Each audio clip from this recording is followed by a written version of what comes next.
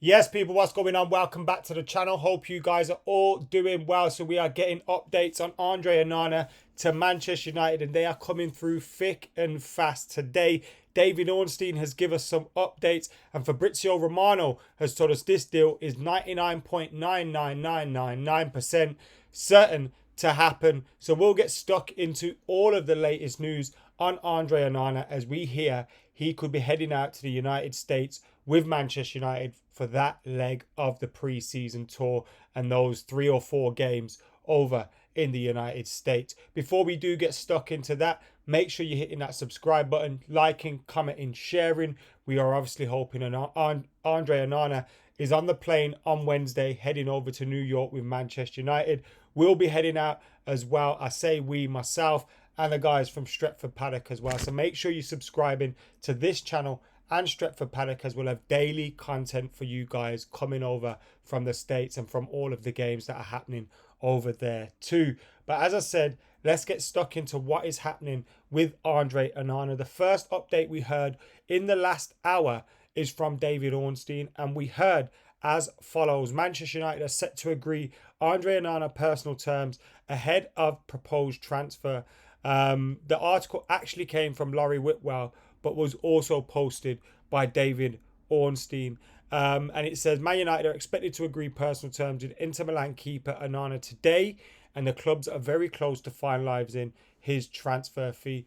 We've heard from Italy in the last 12 to 24 hours that transfer fees going to be 50 million euros plus add-ons, which could take it to 55 million euros. So you're looking up front around 42, 43 million pounds for Andre Onana, which in this kind of market is a snip, although the player was available on a free not so long ago. We read on in Laurie Whitwell's piece, Onana is set to sign a 5-year contract and should fly to New York on Wednesday with Erik ten Hag's squad for their pre-season tour. If he completes his medical in time, he will join later if not.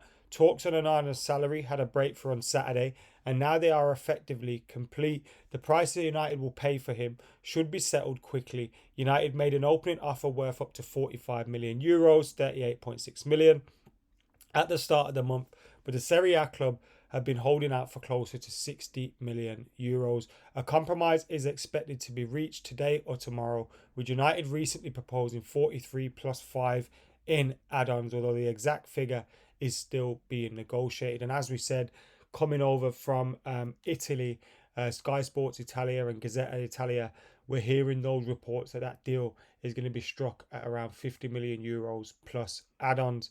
Onana has been keen on a move to Old Trafford, where he would link up with Ten Hag following their time together at Ajax.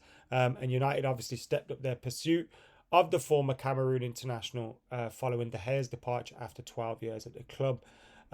We also hear that the Onana deal will clear the path for Nottingham Forest to bid for Dean Henderson, and that move has been reported to be around £20 million if that happens. So you're kind of recouping half of the fee you're putting up and stumping up for Andre Onana.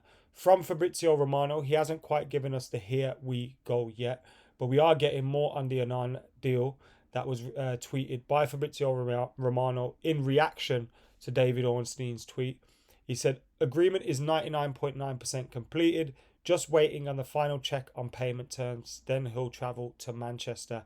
Erik ten Hag directly called Onana in the last 48 hours to confirm that there are no issues, just a matter of time, patience. So it looks like we'll get that here we go. We look like we'll get the confirmation on the transfer fee being agreed, those personal terms, which I think Fabrizio Romano about a week ago had said wouldn't be an issue, and were agreed between the agent and Manchester United. So it's probably a case of dotting the I's and crossing those T's and getting the contract sorted out. But it's looking Andre Onana will be Manchester United's next number one, as David De Gea has headed out. Tom Heaton's being linked with a move away from Manchester United as well. Dean Henderson's being linked with a move as well. So Man United will probably have to be in the market for a second goalkeeper as well. But Andre Onana, I think, would be an absolutely fantastic signing for Manchester United. Obviously, you're looking at that. It's a complete change from the way Manchester United have played and will have played, being able to play under David De Gea. It gets us closer to the way Erik ten Hag wants us to play. He's very good in terms of his short passing ability, his long passing ability. You know, he can beat the press as well from opposition strikers, which we have seen. But we'll also see at times he'll take risks to do that, and it's going to be a little bit of squeaky bum time for Manchester United fans, and it's going to take some getting used to. Obviously, Lisandro Martinez has played with Andre Onana, which is a benefit for Man United, and Ten Hag being there as well. Anthony already being at the club, so Onana will have those relationships already in the team. And he looks like a fantastic character when you read some of the stories and you see some of the interviews with him, like when he was asked about whether he was scared of Erling Haaland, and he said, "I'm only scared of God." I like that one. Talking about backup goalkeepers, United have been linked with the Japanese goalkeeper Zion Suzuki. Now, I believe he was born in America to Japanese and Ghanaian parents, and he's been linked with a move to Manchester United, aged 20 years old at this moment in time. So maybe that's someone that will come through and potentially be United backup goalkeeper. I don't know a whole load about him and how good he is. Maybe some of you guys do know a little bit more about him. Scott McTominay is continuing to be linked with a move away from Manchester United, although it seems United aren't going to put him up for sale and are going to wait to see who comes forward for him. Fred obviously being linked with a move to Fulham, and we're seeing Harry Maguire now. Since Declan Rice has joined Arsenal for £100 million plus 5 in add-ons, West Ham obviously have a little bit of money in their skyrocket now. We're hearing Harry Maguire is resigned to leaving Old Trafford, but then in other reports, in other instances, we also hear he wants to stay and fight for his place. I think that may be down to the fact that him and his agent will be looking for United to make up the difference on any wage that he does lose in leaving Manchester United. If he joins West Ham or someone like that, let's say they pay him 100 grand a week, he's going to be losing out on around 80 to 100 grand a week. I think he's got 2 years left on his deal. 2 years left on his deal. That's going to be around 10 million. So United are going to have to make some of that difference up, or maybe make him an offer. Surely he knows he's not going to play for Man United. Surely, unless there's like massive amount of injuries, which touch wood doesn't happen. He's not going to play much for Man United, so he's better served leaving. Let's see if West Ham will come in with an offer for him.